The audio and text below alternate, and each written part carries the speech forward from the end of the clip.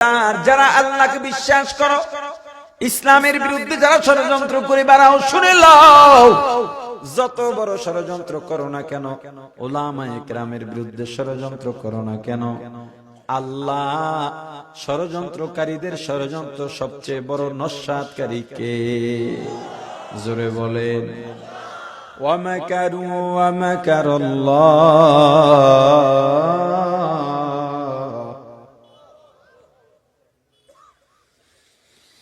ওয়া মাকারু ওয়া মাকারাল্লাহু ওয়াল্লাহু খায়রুল মাকিরিন।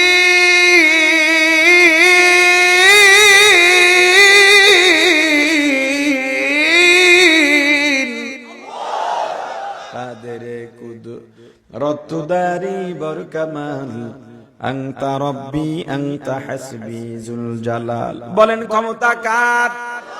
আরো জোরে আওয়াজ দিয়া বলেন ক্ষমতা কার? ও ষড়যন্ত্রকারী, তুমি যত বড় ষড়যন্ত্রকারী হও না কেন, পৃথিবীর এক মাথার থেকে ষড়যন্ত্রের জাল বিছাইতে বিছাইতে বিছাইতে বিছাইতে পৃথিবীর অন্য মাথায় নিয়ে যাইবা। যেই জাল তুমি প্রতিপক্ষের জন্য বিছাইলা, ওই জালের মধ্যে আল্লাহ তোমাকে পেঁচাইয়া পেঁচাইয়া নেস্তনাবুদ করতে পারেন কিনা? আল্লাহ বলেন, বান্দা বেশি বাড়াবাড়ি করিস না, সীমা লঙ্ঘন করিস না। আমি আল্লাহর সঙ্গে পাল্লা দিবি না, আমি আল্লাহ ধরি না, ধরি না, তবে ধরলে কিন্তু ছাড়ি না।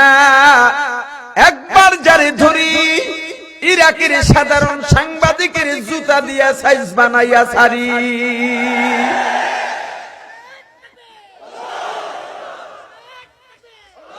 ওই আল্লাহ আছেন তো? কথা বলেন। ওই আল্লাহর উপরে বিশ্বাস আছে? তাওয়াক্কুল, ভরসা কার উপরে? আওয়াজ দিয়া বলেন, ওয়া তাওয়াক্কাল আলাল্লাহ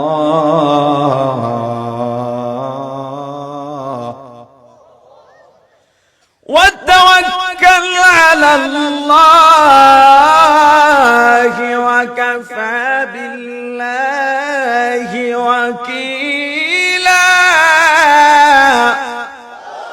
सारे दुनिया हो मुखालिफ कुछ नहीं नुकसान, सारे दुनिया हो मुखालिफ कुछ नहीं नुकसान, डर नहीं कुछ गम नहीं कुछ जब खुदा रहमान, डर नहीं कुछ गम नहीं कुछ जब खुदा रहमान। तवक्कुल करबो कार উপর? মাল্লাহুল মাওলা ফালাহুল কুল। যেই বান্দা আল্লাহর গোলাম হয়ে যায়, সারা পৃথিবী আল্লাহ তার গোলাম বানায় দেন। তুমি যদি আল্লাহর উপরে ভরসা করতে পারো, আল্লাহই তোমার আমার উপরে যথেষ্ট।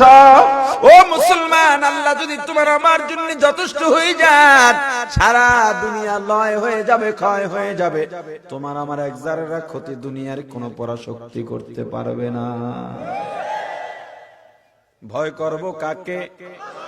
আল্লাহর উপস্থিতির ভয় নিয়ে যদি আমল করা যায়, আমলে সালেহ করা যায়, গুনাহ থেকে ফেরা যায়, এই আমলগুলোর পাওয়ার আর দাম অনেক বেশি। আল্লামা ইমাম বুখারী রাহমাতুল্লাহি আলাইহি একটা ঘটনা বর্ণনা করেন। তিন বন্ধু পাহাড়িয়া রাস্তা দিয়া রওনা হন, জঙ্গলের মধ্য দিয়া কোথাও সফরে যাচ্ছে। মাঝ বরাবর যাওয়ার পর ঝড় তুফান শুরু হয়ে গেছে। আশ্রয় নেওয়ার মতো কোনো জায়গা নাই, কোনো লোকালয় নাই। আশ্রয় নেওয়ার জন্য একটা গুহার মধ্যে ঢুকছেন, পাহাড়ের গুহার মধ্যে। গুহা বলা হয়, আগের দিনে পাহাড় গর্ত করে মানুষ আসা যাওয়ায় বিশ্রাম নিত।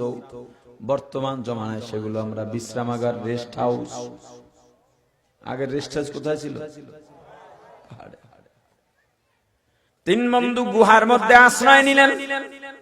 সঙ্গে সঙ্গে আল্লাহ রাব্বুল আলামিন কুদরতি ভাবে শক্ত একটা পাথর দিয়ে গুহার মুখটা বন্ধ করে দিলেন।